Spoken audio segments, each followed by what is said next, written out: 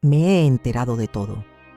Tras finalizar mi última misión, regresó a casa por sorpresa y me topé con una terrible situación. Mi hijo yacía moribundo y solo en la unidad de cuidados intensivos. Mientras él luchaba por su vida, mi nuera se divertía en una fiesta en un yate en el Mar de Cortés.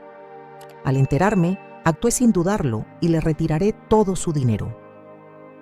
Apenas una hora más tarde, se enteró de la situación y estalló de ira.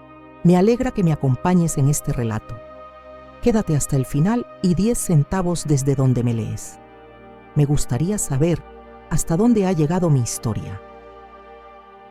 Aterricé en el Aeropuerto Internacional de La Paz justo cuando el sol comenzaba a iluminar todo con una luz dorada que entraba por los grandes ventanales. Mi vieja maleta militar, con las esquinas muy desgastadas, estaba a mis pies, como un fiel compañero de viaje que me había acompañado por más de 4 décadas. En mi muñeca, el reloj de bolsillo de mi papá se movía delicadamente al ritmo de mis pasos, recordándome una promesa que hice cuando era joven: volver a casa siempre. Esa promesa se sintió más importante que nunca ahora. A mis 61 años, recién retirada después de mi última tarea, había dedicado mi vida entera a los Infantes de Marina de México. Participé en todo tipo de misiones, desde rescates de personas en Houston hasta ayudar a evacuar gente durante un terremoto muy fuerte. Pero ese día, mi único deseo era ser madre. Estaba ansiosa por abrazar a mi hijo, Miguel, después de tanto tiempo. Arrastré la maleta fuera de la zona de equipaje con la misma rapidez y seguridad de siempre. Afuera, el sol de la mañana ya calentaba bastante. Levanté mi mano para pedir un taxi. Subí y le di al conductor la dirección. A la calle Las Palmas, número 420, por favor. Intenté mantener la voz calmada, pero por dentro la emoción era como las grandes olas del mar que estaban cerca. Me imaginaba a Miguel abriendo la puerta con una sonrisa, sentados en la mesa y platicando de todo lo que me había perdido. En solo media hora estaría con mi hijo Dot. En la radio del auto se escuchaban las noticias de la Marina, reportes que antes oía todos los días, pero que ahora no tenían ninguna importancia para mí. Un día antes había terminado mi última labor como asesora estratégica para la OTAN en una operación contra el terrorismo en América del Sur.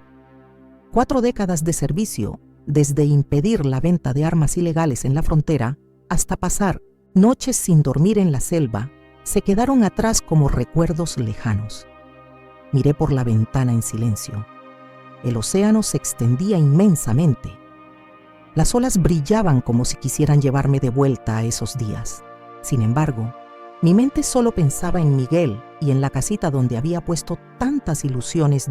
El taxi tomó la conocida carretera junto al mar, donde las palmeras seguían balanceándose, exactamente como las recordaba del día en que me fui.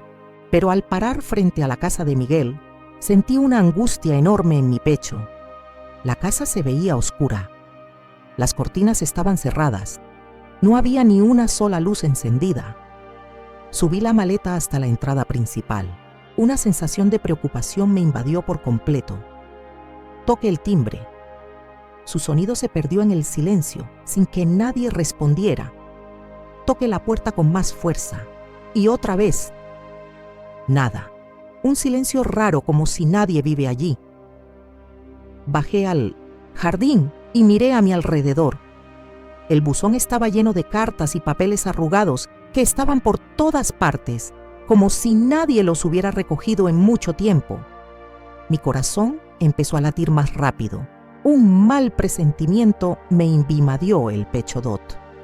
Yo siempre le mandaba dinero a Miguel, ya Valeria, mi nuera, para que no les faltara nada.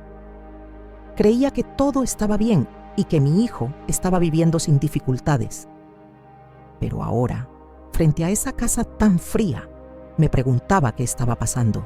Justo en ese momento, vi a doña Teresa, la vecina de Miguel, regando sus plantas al otro lado de la calle. Ella había vivido aquí desde que yo era una adolescente, siempre amable y dispuesta a platicar sobre los niños del barrio. Le grité: Doña Teresa. Ella levantó la cabeza con los ojos muy abiertos por la sorpresa. Valentina, Dios mío, regresaste, pero no sabes lo que pasó. Me apuré a cruzar la calle, con las piernas temblándome al oír su voz. ¿Qué pasó? ¿Dónde está Miguel?, le preguntó, intentando que mi voz no se quebrara. Doña Teresa dejó la regadera en el suelo, con su mirada llena de pena. Miguel lleva 15 días en el Hospital San Rafael. La ambulancia llegó a la medianoche. Vi el logotipo en el vehículo. Muy claro, me dijo, y luego continuó en un tono más bajo.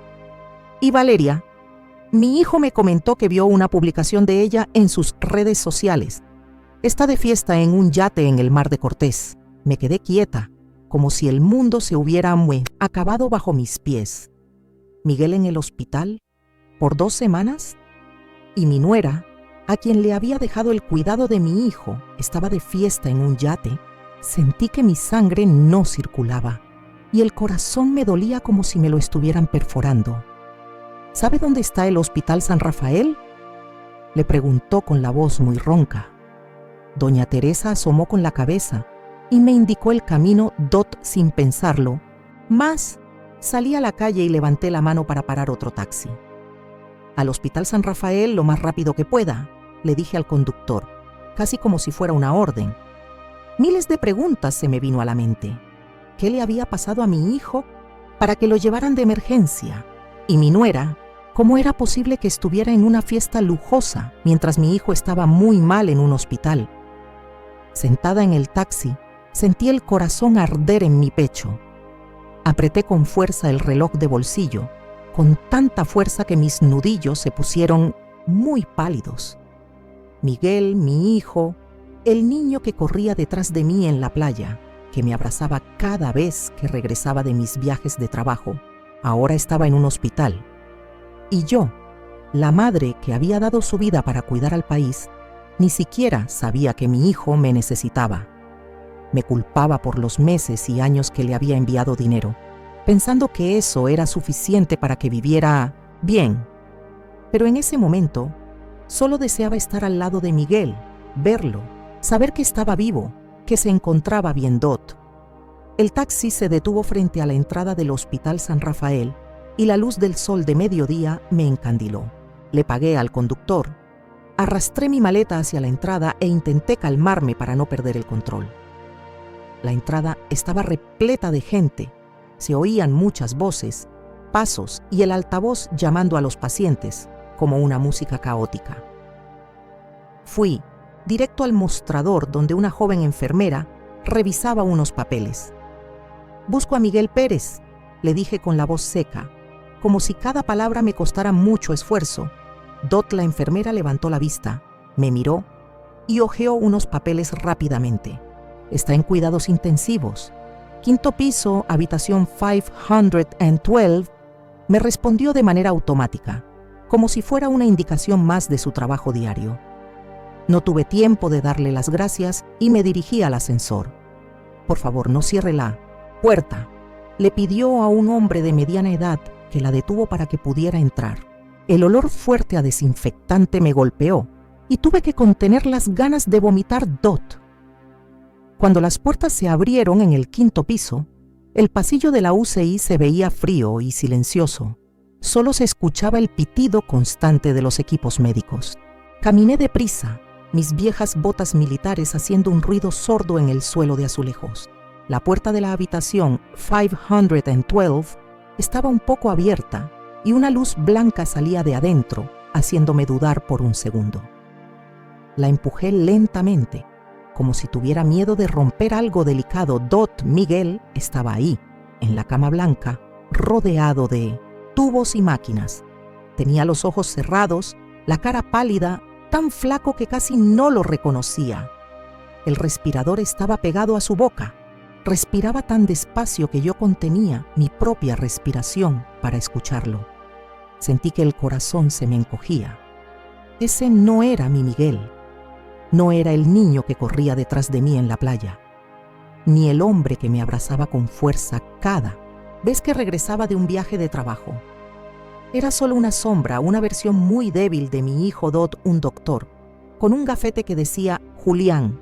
Estaba en la esquina de la habitación. Revisaba los indicadores en una pantalla, con una mirada concentrada, pero fría.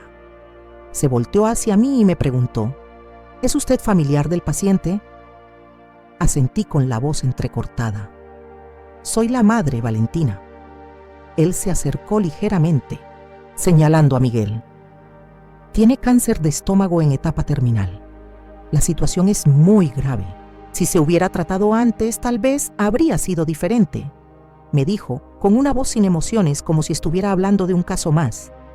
Pero cada una de sus palabras era como una puñalada para mí. ¿Cáncer? ¿Etapa terminal? Repetí, con la voz temblorosa, sin poder creer lo que oía. Una hora antes me había imaginado abrazándolo, oyéndolo contarme cómo habían sido sus días sin mí. Pensé que lo vería sano sonriendo, no así, atado a máquinas sin vida. ¿Cómo pasó esto? ¿Por qué nadie me avisó?, preguntó casi rogando. El doctor Julián negó con la cabeza, con una mirada de compasión. Nadie ha venido a verlo desde que llegó. Intentamos contactar a la familia, pero no fue posible. Nadie vino a verlo. Esa frase me dolió mucho. Valeria, mi nuera, en quien había confiado para cuidar de Miguel, ¿dónde estaba?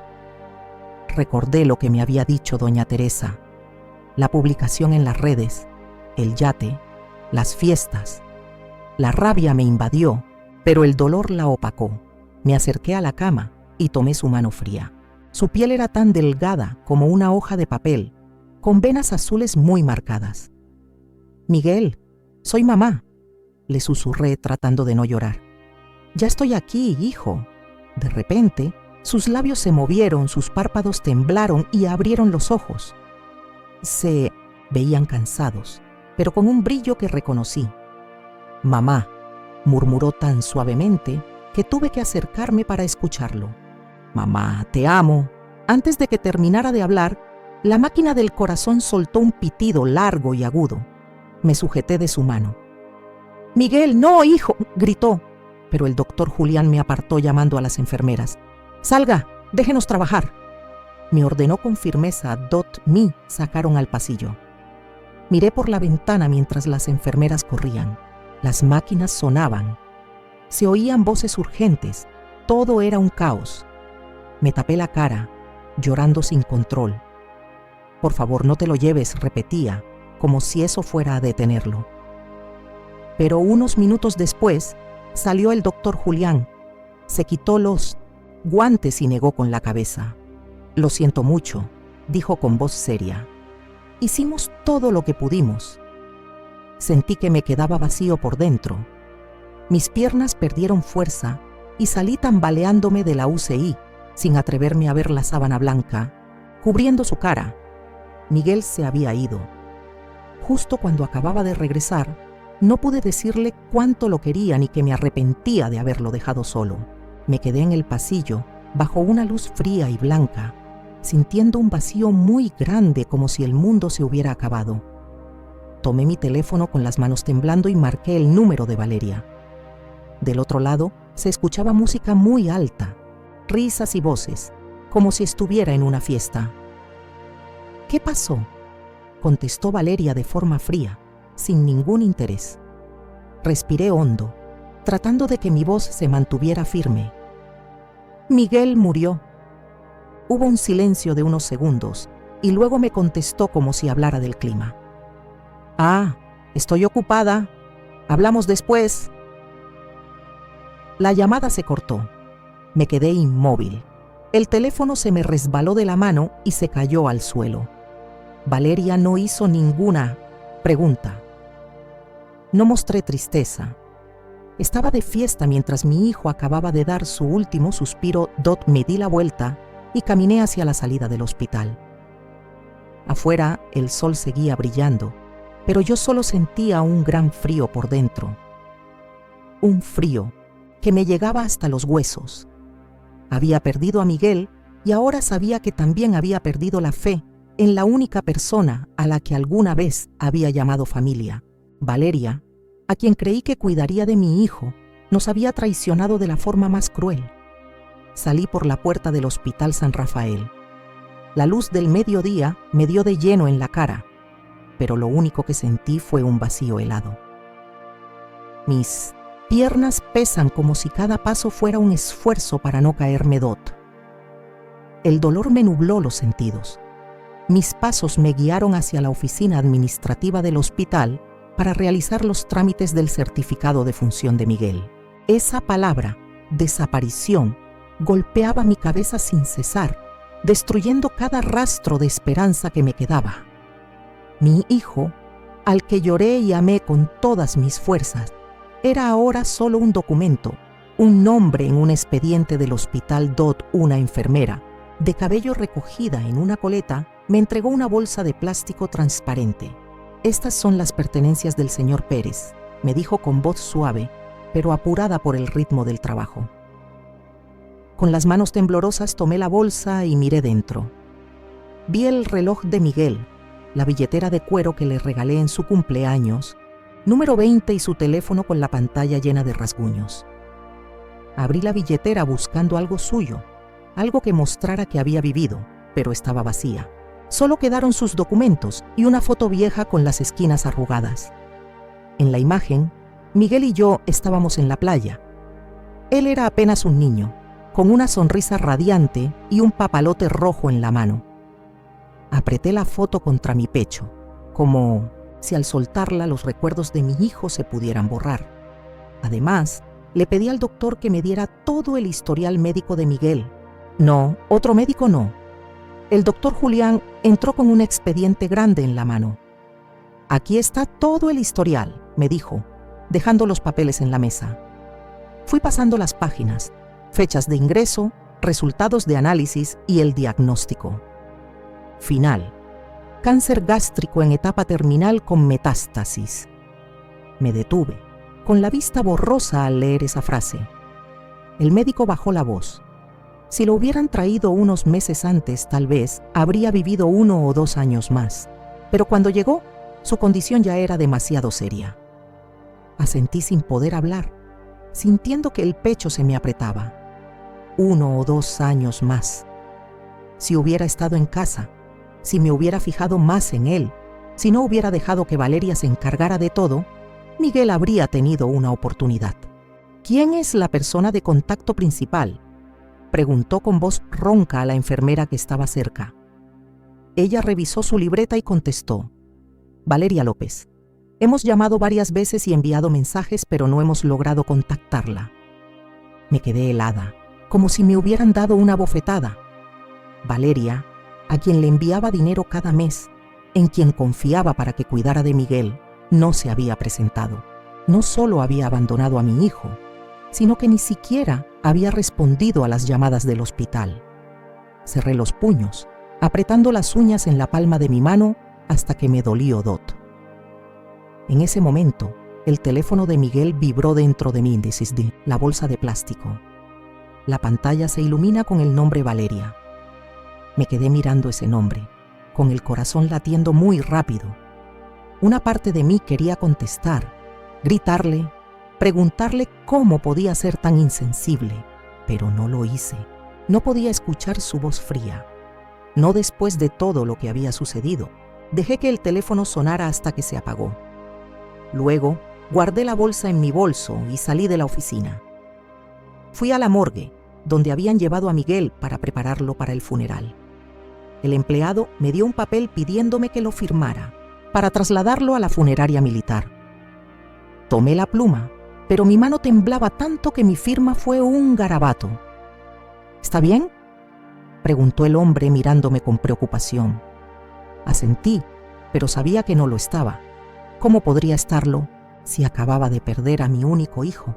Terminé de firmar, me levanté y salí de la morgue, sintiendo que cada paso era una carga enorme. Al salir del hospital, por fin dejó que las lágrimas corrieran.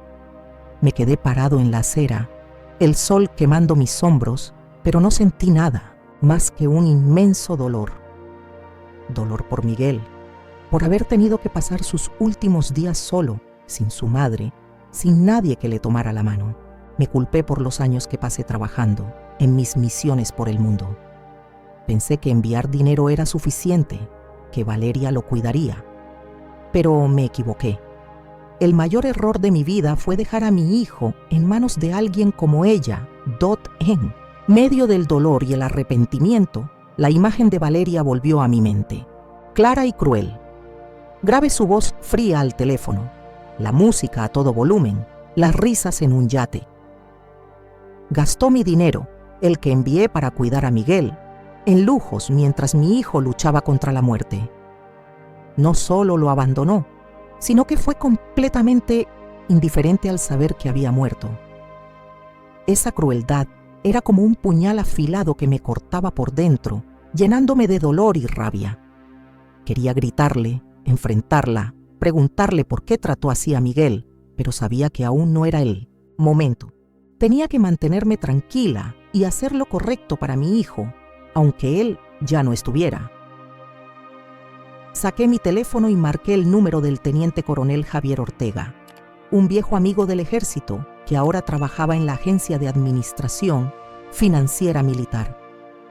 Javier, necesito verte hoy mismo, le dije con firmeza, aunque las lágrimas seguían cayendo por mi cara. Valentina, ¿qué pasa? ¿Estás bien?, preguntó con preocupación. Te lo contaré cuando nos veamos. Por favor, consígueme una cita urgente. Javier aceptó de inmediato y me pidió que fueras a su oficina al final de la tarde. Colgué sintiendo que había encontrado un pequeño punto de apoyo en medio de la tormenta que me envolvía. Tomé un taxi y regresó a la casa de Miguel, en el número 420 de la calle Las Palmas. Sentada en el asiento, apreté con fuerza el reloj de bolsillo de mi padre, el mismo que me llevó durante 40 años. Era un recordatorio de la promesa de volver a casa. Pero ahora sabía que había vuelto demasiado tarde. Frente a la puerta de Miguel, sentí las llaves sonar suavemente en mi mano mientras buscaba la correcta. Mis dedos encontraron una llave pequeña y helada, la que había guardado por años como un hilo que me unía a mi hijo. Abrí la puerta y un olor a humedad ya en cierre me tocó, como si la casa hubiera sido olvidada por mucho tiempo. Encendí el interruptor y una luz amarillenta ilumina una sala desordenada. Copas de vino con restos secos estaban tiradas sobre la mesa. El polvo cubría los muebles y cajas de comida rápida se amontonaban en el suelo. Me quedé quieta, mirando a mi alrededor. Este había sido el hogar de Miguel, el lugar donde creía que mi hijo vivía feliz con Valeria. Pero ahora no era más que un caos, igual que mi corazón en ese instante. Arrastré la maleta, la dejé junto al viejo sofá y caminé hacia el escritorio de Miguel en la esquina. Un sobre marrón estaba tirado entre varios papeles. Lo abrí y sentí el corazón latirme fuerte al revisar las facturas que contenían. Una decía claramente: renta de yate, Mar de Cortés, $150,000, pagado con la tarjeta de crédito de Miguel Pérez. La fecha era de la semana pasada, justo cuando Miguel estaba en la UCI. Pasé a la siguiente y la sangre me hirvió. Joyería, Cartier, $195,000. Fecha de hace 3 días. Apreté el papel con tanta fuerza que mis uñas se clavaron en la palma de mi mano. Valeria había usado el dinero de mi hijo, el que yo le envié para que lo cuidara, para alquilar un yate y comprar joyas. Todo esto mientras Miguel luchaba por su vida. Saqué mi teléfono y fotografié cada factura, cada número, cada fecha, y las guardé en una carpeta aparte. Cada fotografía era como una puñalada en el pecho, pero no podía parar.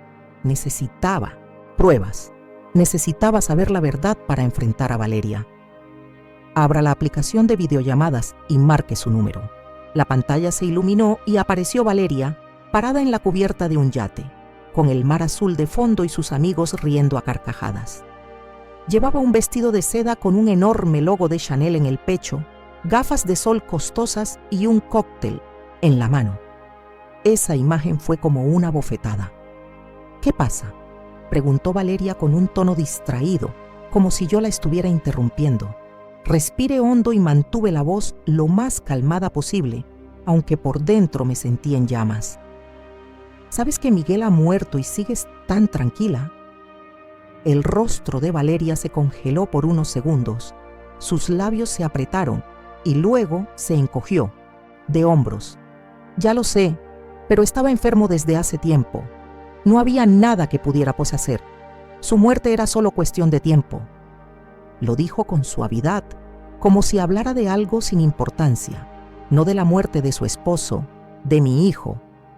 Sentí la sangre hervir en mis venas como si todo mi cuerpo ardiera. ¿Crees que no sé en qué has gastado el dinero que envié para cuidar a Miguel? Le dije con voz fría. Yates, joyas, fiestas, lo vi todo en los extractos, Valeria. Ella levantó una ceja y se burló. Ese dinero también es mío. ¿Somos familia o no? Esa frase fue el golpe final. ¿Familia? ¿Se atrevía a decir eso después de dejar que Miguel muriera solo en un hospital? La miré fijamente a la pantalla y le dije con voz de acero. Esta es la última fiesta que pagas con mi dinero. Colgué sin darle oportunidad de decir nada más. Mis manos temblaban, no de miedo, sino por la rabia que me quemaba por dentro. No podía dejar que se saliera con la suya. No podía permitir que su crueldad quedara sin consecuencias. Marqué el número del teniente coronel Javier Ortega. Javier, necesito tu ayuda, le dije en cuanto contestó. Valentina, ¿estás bien? ¿Qué está pasando? Su voz sonaba preocupada, pero no tenía tiempo para explicaciones. Voy a tu oficina ahora mismo. Por favor, ten listos los documentos.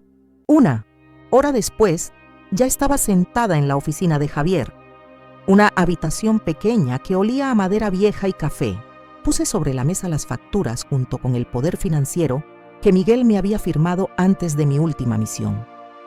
Valeria usó el dinero de Miguel, el dinero que envié para cuidarlo en estas cosas, le dije, empujando los documentos hacia él. Javier los revisó hoja por hoja con el ceño fruncido. ¿Qué quieres que haga? Congela la cuenta de Miguel ahora mismo. Anula todas las tarjetas de crédito asociadas y transfiere el saldo restante a mi cuenta. Javier ascendió, sin hacer más preguntas. Él me conoció. Sabía cómo actuaba cuando las cosas llegaban demasiado lejos. En apenas 20 minutos terminaron todos los trámites. «Listo», me dijo entregándome un recibo. «La cuenta está bloqueada, las tarjetas anuladas y el saldo transferido a tu nombre».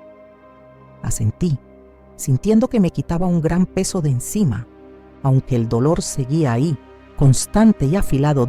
Al salir de la oficina, mi teléfono empezó a vibrar sin parar. Valeria llamó una y otra vez. No contesté, pero los mensajes de texto y de voz comenzaron a llegar. Primero, su voz llena de rabia. ¿Qué demonios hiciste con la cuenta? ¿Crees que tienes derecho hasta arruinarme la vida? Luego, su tono se hizo suplicante. Valentina, ¿podemos hablar? No quise hacerte daño. Solo necesitaba el dinero para seguir adelante. Por favor, vuelve a abrir la cuenta. Escuché cada mensaje, cada palabra, pero no sentí ni una pizca de compasión. Valeria no pidió perdón por haber abandonado a Miguel, ni lo mencionó a él. Solo pensaba en sí misma. Apreté el reloj de bolsillo de mi padre en mi mano. El metal helado me recordaba que debía mantenerme firme. Salí a la calle. El sol de desde La Paz seguía brillando igual de fuerte, pero dentro de mí había una tormenta. Regresé a la casa de Miguel, decidido a encontrar más pruebas, cualquier cosa que pudiera desenmascarar a Valeria. En mi mente seguía viendo a Miguel en la cama del hospital, su mano fría y su voz débil. «Mamá, te amo». No podía permitir que su muerte fuera en vano. Valeria tendría que pagar no solo por el dinero, sino por la crueldad que le robó a mi hijo sus últimos días. Él pudo haber vivido un poco más.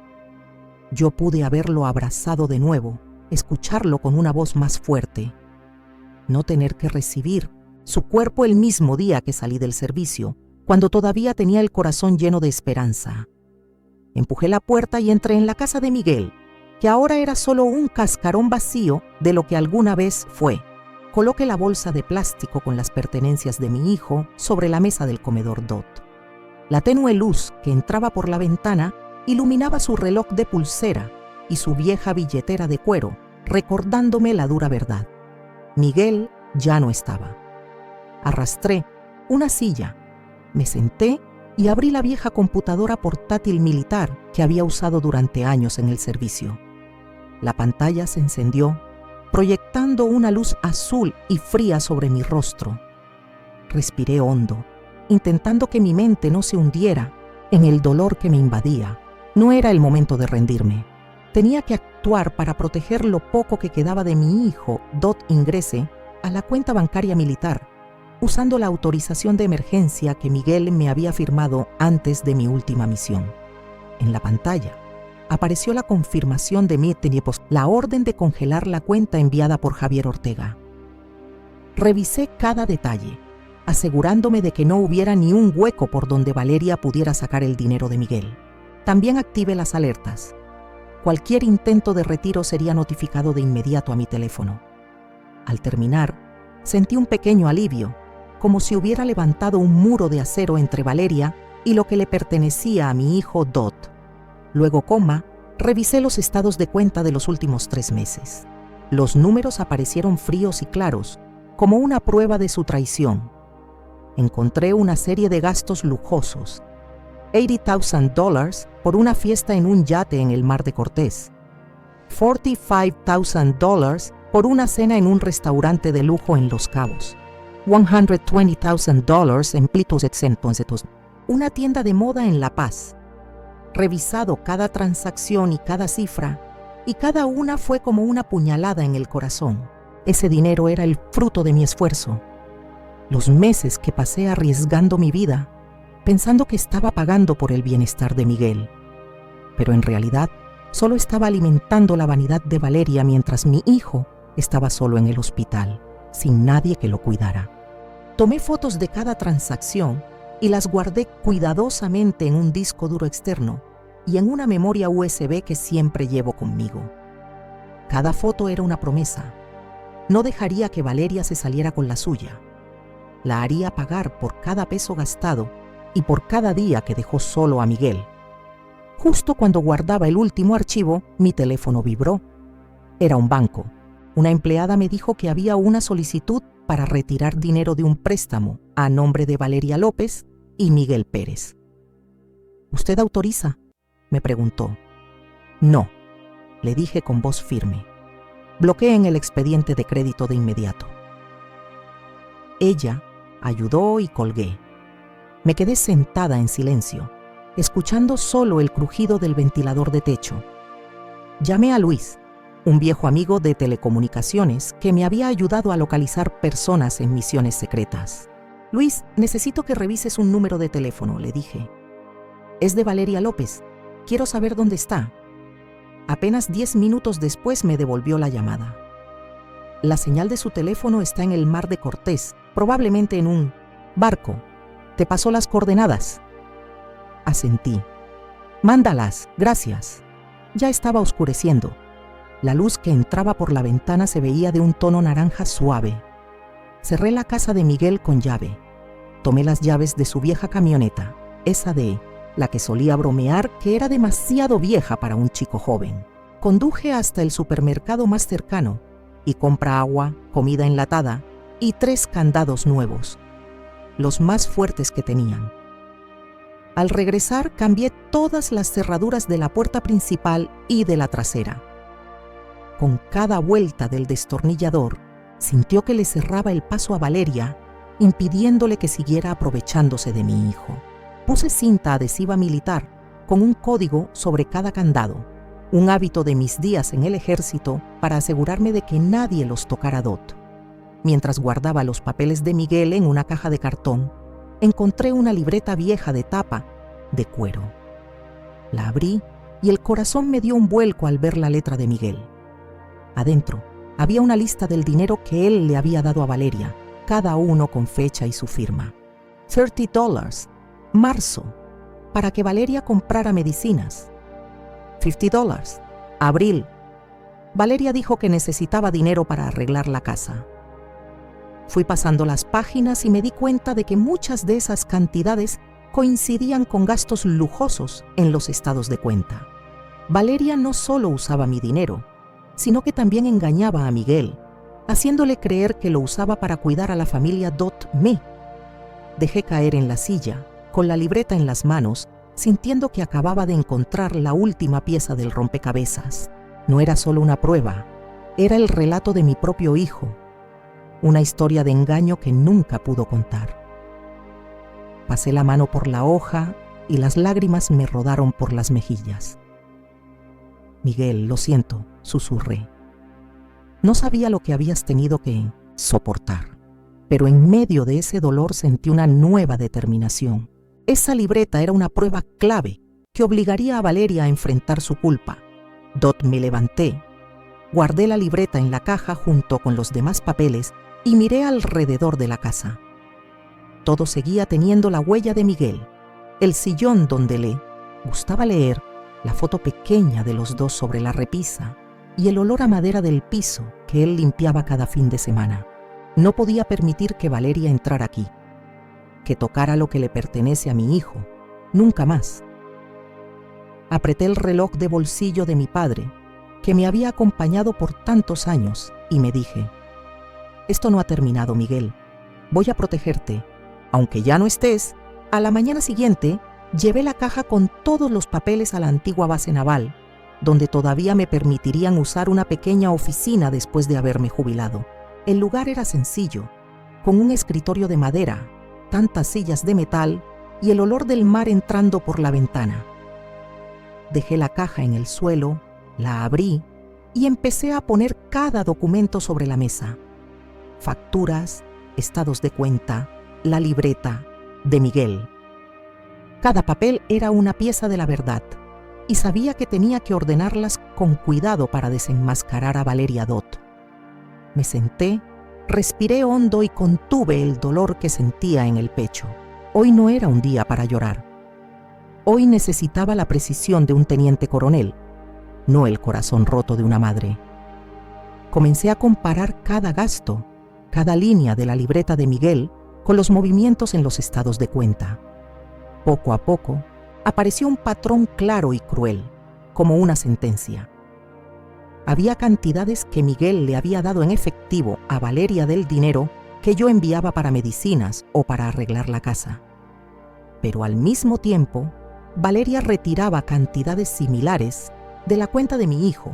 Una vez, Miguel escribió $50,000, mayo, para que Valeria pagara gastos de hospital. Pero el estado de cuenta mostró que ese mismo día se retiraron $50,000 para pagar en un spa de lujo en Los Cabos. Apreté el bolígrafo en mi mano, con las uñas clavadas en la palma hasta sentir ardor. Valeria no solo se llevó mi dinero, también engañó a Miguel, haciéndole creer que cuidaba a la familia mientras solo alimentaba su vida de lujos Dot. En especial, encontré una serie de grandes gastos hechos justo después de que Miguel fuera hospitalizado. Una factura me llamó mucho la atención. $100,000 por organizar la fiesta de cumpleaños de una amiga de Valeria. Con la nota, fiesta en yate incluye DJ y barra libre. La fecha coincidía con el día en que Miguel fue ingresado en cuidados intensivos. Me quedé mirando esa cifra, sintiendo que la sangre me hervía.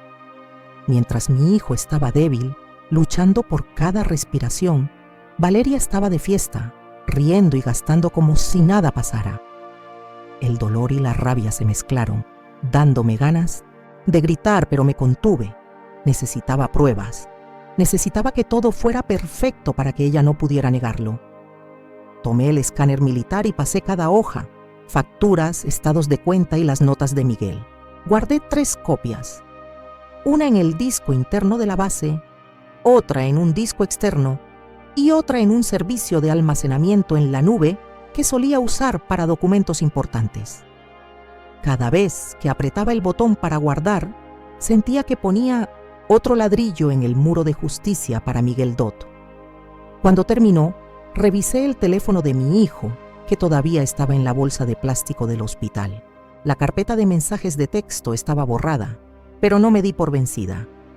Abrí otras aplicaciones de mensajería y, por suerte, lograré recuperar algunas conversaciones de un grupo de chat.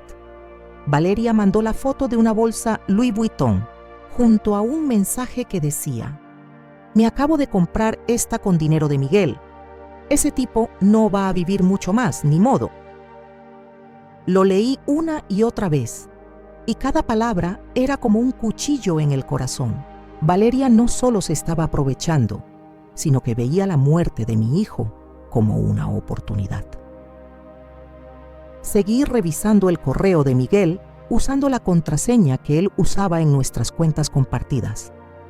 Pude entrar en la carpeta de enviados y encontré un correo para reservar un crucero, enviado desde la cuenta de Miguel a una empresa de eventos. La nota me dejó helada. «Usa la tarjeta de Valentina.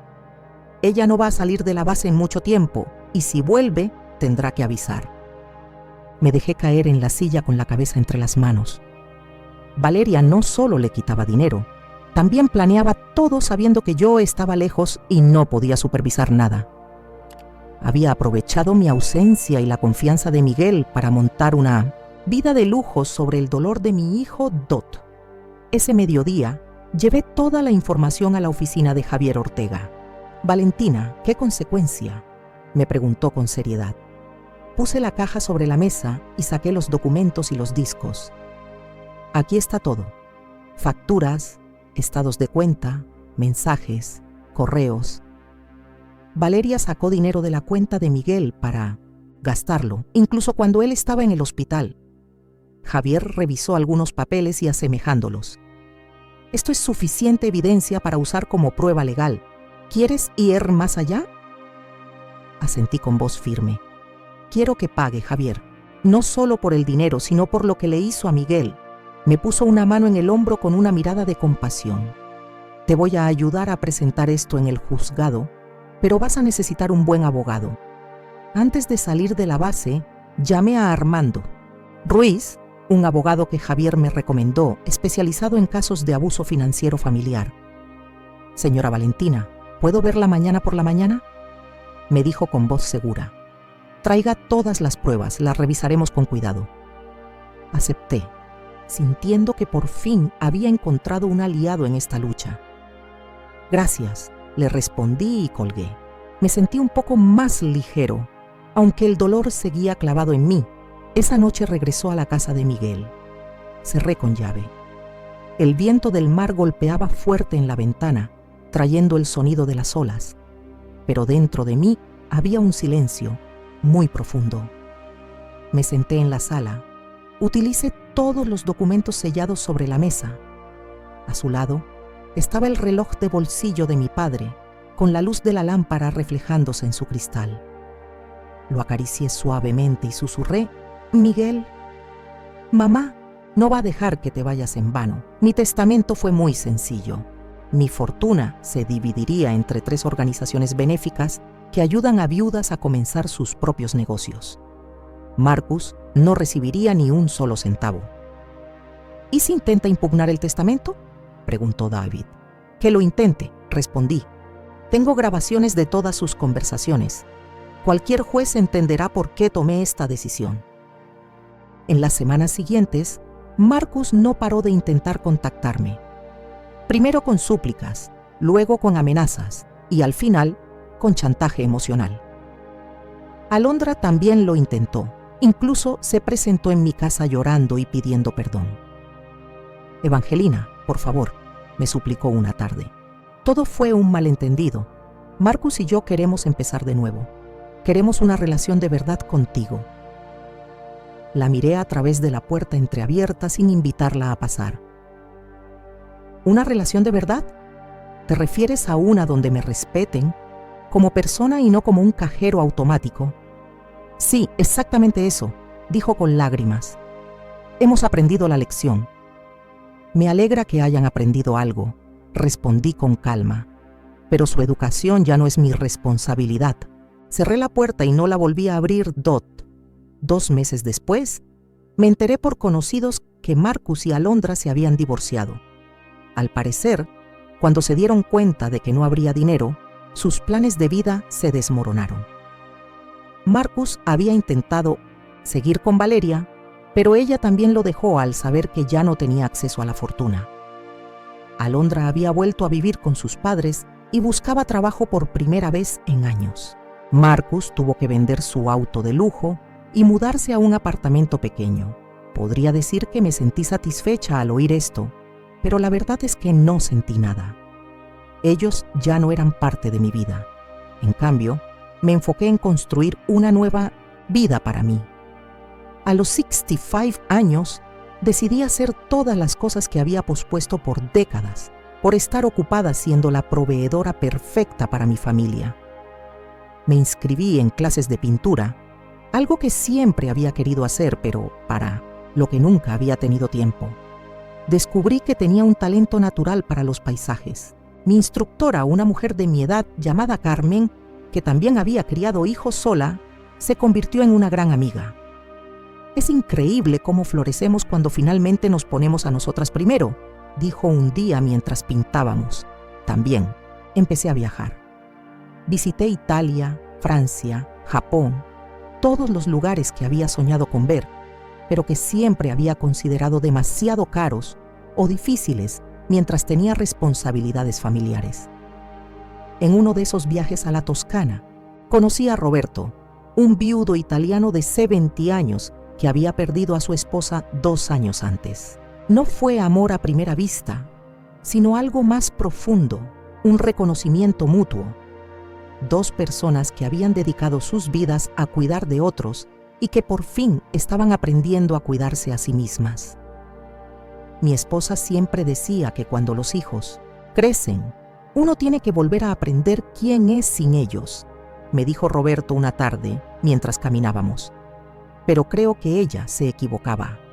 No se trata de volver a ser quien eras, sino de descubrir quién puedes llegar a ser.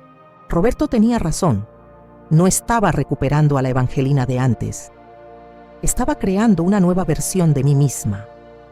Dot, un año después del desastre de la boda, decidí vender la casa familiar. Era demasiado grande para mí sola y estaba llena de recuerdos que ya no me servían. Compré una casa más pequeña cerca del mar, con un estudio de arte perfecto para mis pinturas y un jardín donde podía cultivar mis propias flores. El día que firmé los papeles de venta, Marcus apareció por última vez.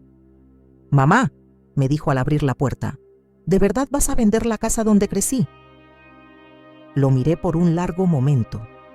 Había adelgazado, tenía ojeras, se veía mayor, de sus 33 años. Pero lo que más me llamó la atención fue que sus ojos ya no tenían esa frialdad que vi el día de su boda. Se veía perdido. «Sí», respondí simplemente, «es hora de seguir adelante». ¿Y nosotros? ¿No hay manera de arreglar esto? Por primera vez desde la boda, sentí algo parecido a la compasión maternal, pero ya no era la misma mujer que habría sacrificado todo para evitar que su hijo sufriera. «Marcus», le dije con amabilidad, pero con firmeza, «tú tomaste decisiones que rompieron algo irreparable entre nosotros. Yo he aprendido a vivir con las consecuencias de esas decisiones. Ahora te toca, pues, a ti hacer lo mismo». «Pero eres mi madre», susurró. «Fui tu madre durante 33 años», respondí. «Te di todo lo que tenía para darte. Ahora es tu turno de ser responsable de tu propia vida». No fue fácil cerrar esa puerta, pero fue necesario. Hoy, 2 años después, vivo una vida que no habría podido imaginar durante todas esas décadas de constante sacrificio. Mis cuadros se han vendido en varias galerías locales.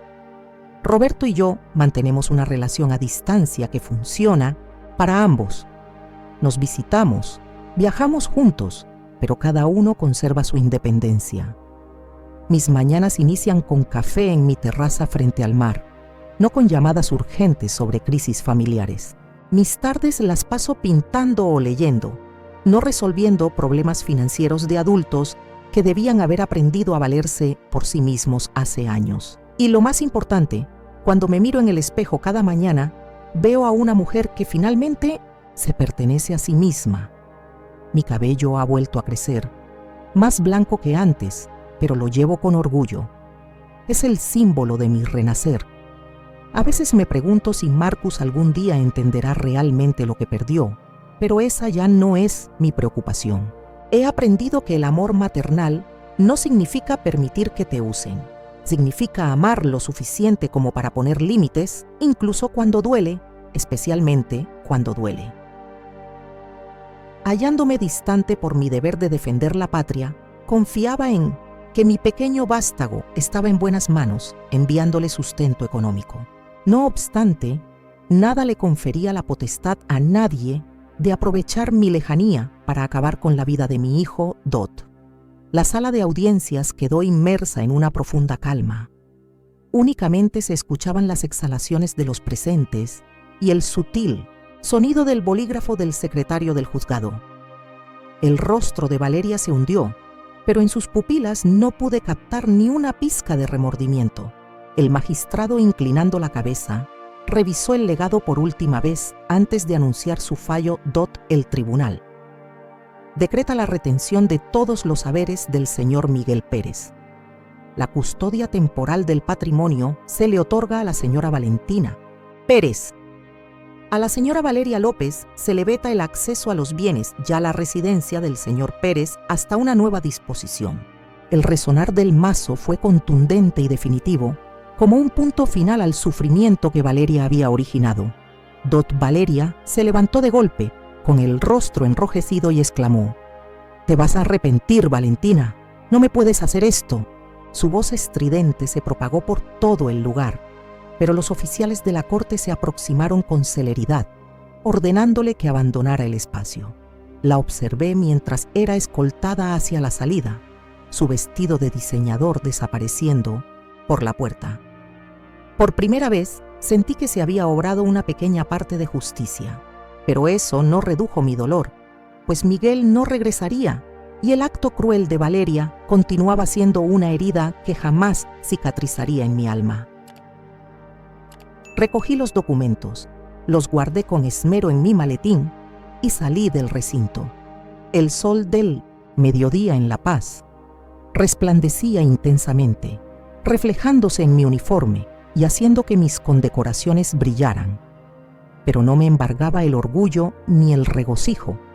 Solo experimentaba un sosiego sereno, como si todo lo que había hecho me hubiera permitido cumplir la promesa que le hice a Miguel, aunque él ya no estaría presente para atestiguarlo. Al concluir el litigio, supe que no había espacio para el reposo o para que la tristeza me consumiera. Aunque Miguel ya no estaba, yo debía hacer algo para que su herencia perdurara, para que su martirio no fuese en vano. Conduje directamente al banco, presentando la orden judicial.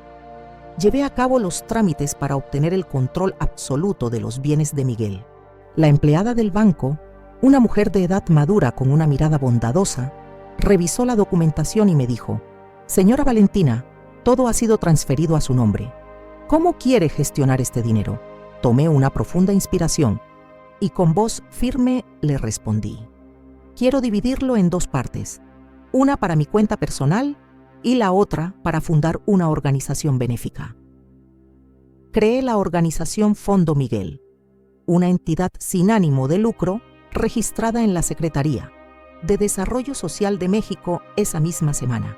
La idea me surgió mientras me encontraba en la morgue, observando el traje de mi hijo, listo para el velatorio. Anhelaba que su nombre se transformara en un faro de esperanza y vida para aquellos que luchan contra la misma enfermedad que él no pudo vencer. Me contacté con el Hospital San Rafael y otros centros médicos, pidiéndoles un listado de pacientes con cáncer que hubieran sido desamparados o no pudieran costear sus tratamientos. Un médico de San Rafael, que había ayudado a Miguel, tomó mi mano y me dijo: «Usted está llevando a cabo una labor sumamente noble, señora Valentina. La ayudaré en todo lo que esté en mis manos». En la primera semana, la organización Fondo Miguel cubrió los gastos de medicamentos de 12 pacientes. También suscribí un convenio de larga duración con una clínica móvil para llevar servicios de salud a comunidades distantes de México, donde personas como Miguel habían sido olvidadas. Una mañana me dirigí al Hospital Provincial de Sonora, a unas horas de La Paz, para consultar el listado de pacientes que el fondo estaba apoyando. El ambiente en el hospital era denso, el olor a desinfectante y el sonido conocido de las máquinas me oprimieron el pecho, evocando los últimos días de Miguel Dot. Al ingresar al área de oncología, vi a un niño sentado, acurrucado en la cama, abrazando con fuerza un peluche ajado. Sus grandes ojos se posaban en la ventana. Parecía tener unos 8 años, delgado, con la tez pálida a causa de la quimioterapia. El doctor me lo presentó.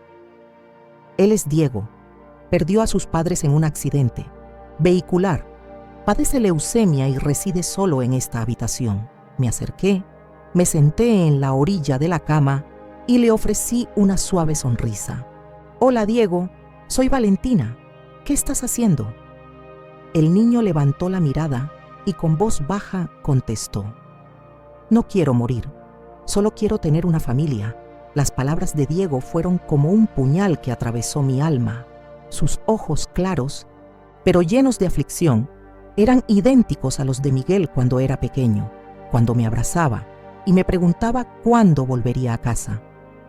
Le tomé la mano, tan diminuta y helada, y le dije: «No estás solo, yo estoy aquí contigo».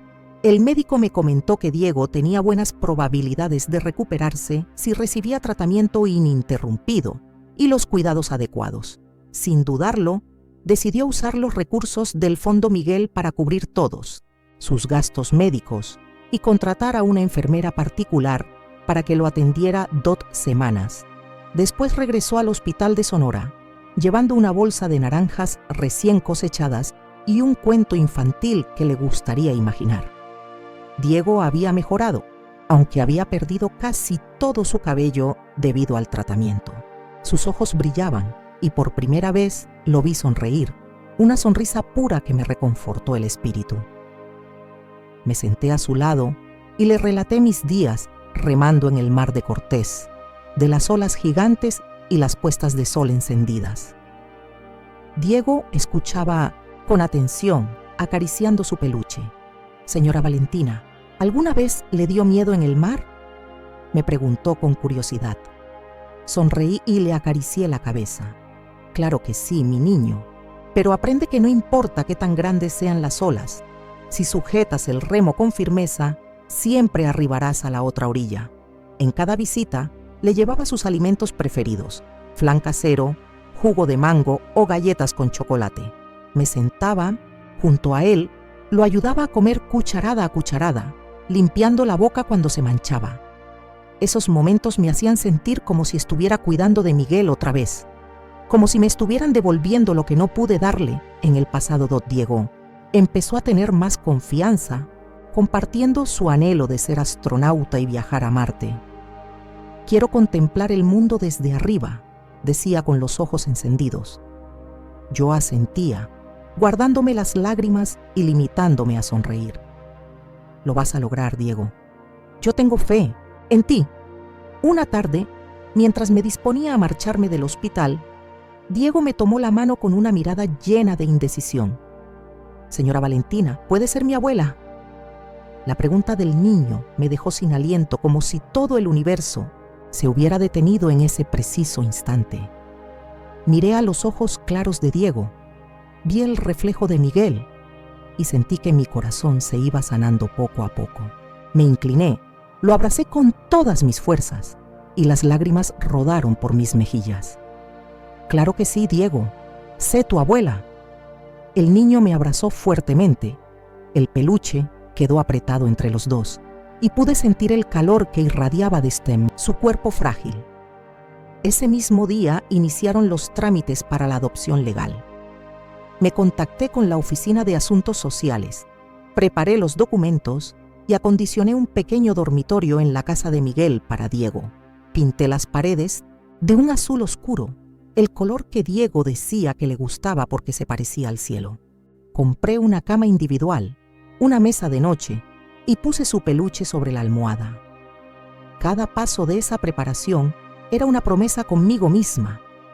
No permitiría que Diego estuviera solo, como yo debía a Miguel, sin querer el fondo Miguel.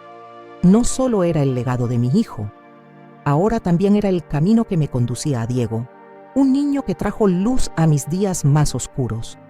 6 meses después del juicio, recibí una llamada del médico del hospital de la provincia de Sonora. «Señora Valentina, tengo excelentes noticias», dijo con alegría. «Diego ha respondido satisfactoriamente al tratamiento. Los últimos solicitudes muestran que ya no hay células cancerosas». Me quedé inmóvil en la cocina, sosteniendo el teléfono con fuerza mientras las lágrimas brotaban de mis ojos. Diego, el niño que conoció en un frío cuarto de hospital, ahora tenía la oportunidad de vivir. «Gracias, doctor», susurré con la voz quebrada. «Voy para allá de inmediato». Me di prisa en alistar todo y llevé conmigo un pequeño obsequio, un gorro de lana azul que había tejido para Diego, esperando que le agradara. El día en que Diego fue dado de alta, condujo la antigua camioneta de Miguel hasta Sonora. Él me esperaba en la entrada, delgado, pero con los ojos refulgentes y abrazando su niño peluche raído. Al verme, corrió hacia mí con una sonrisa tan luminosa como el sol. «¡Abuela!», gritó arrojándose a mis brazos. Lo abracé con fuerza, sintiendo la tibieza de su pequeño cuerpo, y en ese instante vi la figura de Miguel. «Vamos, mi nieto», le dije acariciándole la cabeza. «Vamos a casa». Subimos a la camioneta. El sonido del mar de Cortés llegaba desde lejos y el olor salobre y familiar se colaba por la ventana. La casa de Miguel ahora se había transformado en nuestro Mogar Dot. La primera cena en casa fue sencilla pero acogedora. Preparé tacos, el platillo preferido de Diego, con carne picada y salsa de tomate casera. Diego colocó con sumo cuidado su peluche junto a la foto de Miguel, en la repisa. Luego me miró con timidez y preguntó: «¿Cree que el tío Miguel me hubiera querido?». Le sonreí y puse mi mano en su hombro. «Claro que sí, Diego. El tío Miguel estaría sumamente orgulloso de ti». El muchacho ascendió, sus ojos brillaron y regresó a la mesa para darle un gran bocado a su taco, soltando una risotada cuando el relleno se le resbaló por la barbilla. Con ternura le limpié la boca, experimentando una felicidad simple pero auténtica, como si estuviera rememorando aquellos tiempos compartidos con Miguel Dot. Durante las siguientes semanas, me dediqué a transformar la casa para que verdaderamente se sintiera como nuestro refugio. Pinté la estancia con un tono arena, una tonalidad cálida que pensé le daría una sensación de frescura al ambiente. En la terraza, planté unas bugambilias cuyas flores rojas se mecían suavemente con la brisa marina. En el patio trasero, instalé una hamaca nueva, donde a Diego le fascinaba acostarse a leer o contemplar el atardecer. Las pertenencias de Miguel, sus libros, su ropa, algunas fotografías, las guardé meticulosamente en un viejo armario de madera. No lo hice para olvidarlo, sino para resguardar su memoria intacta. Cada vez que abría el armario, tocaba su chamarra favorita y le susurraba: «¿Sigues aquí, verdad?». Continué al frente del fondo Miguel, extendiendo sus acciones hacia las zonas montañosas de Oaxaca y Chiapas. La Fundación ha brindado apoyo a decenas de pacientes con cáncer para que reciban atención temprana, personas que, sin esa ayuda, habrían corrido la misma suerte que Miguel Dot. Diego a menudo se sienta junto a mí en la mesa, haciendo su tarea o dibujando. Una vez, me hizo un dibujo en el que aparecía yo con mi uniforme militar, de pie a su lado, con el azul intenso del mar de Cortés como fondo. «Estas somos usted y yo, abuela», me dijo, entregándome el dibujo con los ojos llenos de orgullo. Lo abracé, sintiendo cómo mi corazón se iba sanando poco a poco con momentos como ese Dot una vez al mes. Llevo a Diego a participar con el grupo de voluntarios del Fondo Miguel, llevando víveres y provisiones a comunidades apartadas. Diego se adaptó rápidamente, corriendo con otros niños y entregando obsequios con una sonrisa resplandeciente. «Abuela Valentina, ¿puedo llevar más dulces la próxima vez?», me preguntó, sosteniendo un paquete de galletas que acababa de entregar. «Claro, pero debes pedirle permiso primero a la abuela», le respondió, guiñándole un ojo. Al verlo reír y jugar, sentí que una parte de Miguel regresaba a la vida, como si mi hijo nos estuviera observando y sonriendo desde algún lugar. Comencé a integrarme a un club de kayak para personas mayores en el puerto de La Paz. Cada mañana, temprano, remaba sobre las pequeñas olas, sintiendo el agua fresca en mis manos y reviviendo los días de mis entrenamientos en el mar. Pero ahora remaba por placer, por la serenidad que creí que jamás volvería a encontrar. A veces Diego se sentaba en la orilla, agitando su mano y exclamando: «¡Rema más rápido, abuela! ¡Un pez te está siguiendo!». Yo reía a carcajadas, sintiendo mi alma más liviana con cada amanecer. Todas las tardes, Diego y yo íbamos al pequeño huerto que teníamos detrás de la casa. Él plantaba tomates y yo cultivaba hierbas aromáticas. En la primera cosecha, recolectamos una canasta repleta y esa misma noche, Diego me ayudó a preparar pasta con salsa de tomate recién hecha. «Esto sabe más rico que los tacos, abuela», exclamó con la boca llena. Sonreí, acariciándole la cabeza, experimentando una felicidad sencilla que nunca pensé que volvería a sentir de vez en cuando. El abogado Armando me llamó para informarme que Valeria seguía intentando interponer demandas o reclamar los bienes.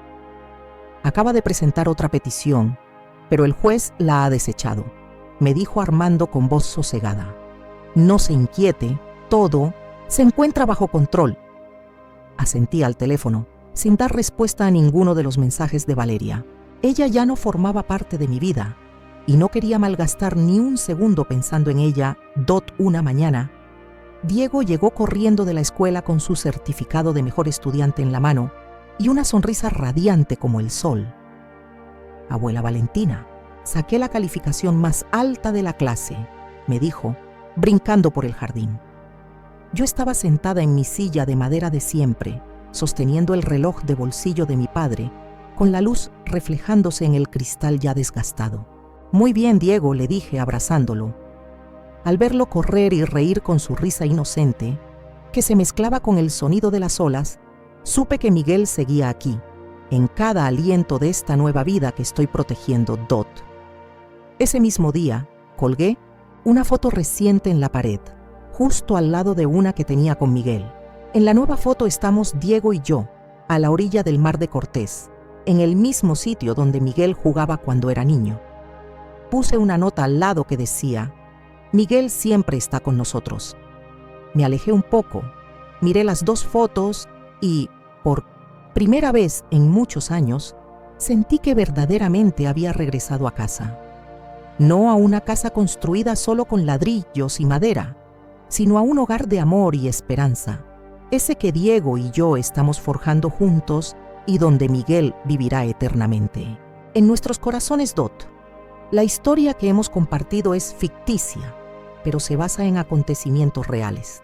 Los nombres y los lugares se han modificado para preservar la intimidad de las personas involucradas. No la compartimos con la intención de juzgar, sino con la esperanza de que alguien la lea y se detenga a meditar. ¿Cuántas madres están sufriendo en silencio dentro de su propio hogar? Siento una verdadera curiosidad.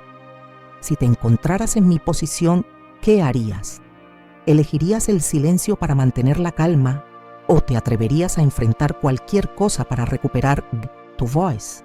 Me gustaría conocer tu perspectiva, porque cada vivencia es una llama que puede alumbrar el camino de alguien más. La bendición de Dios siempre nos acompaña, y yo creo firmemente que el coraje nos conduce a un futuro mejor. En la pantalla final te dejo con 2 de las narraciones más estimadas de mi canal. Te aseguro que te dejarán sin aliento. Gracias por haber llegado hasta aquí.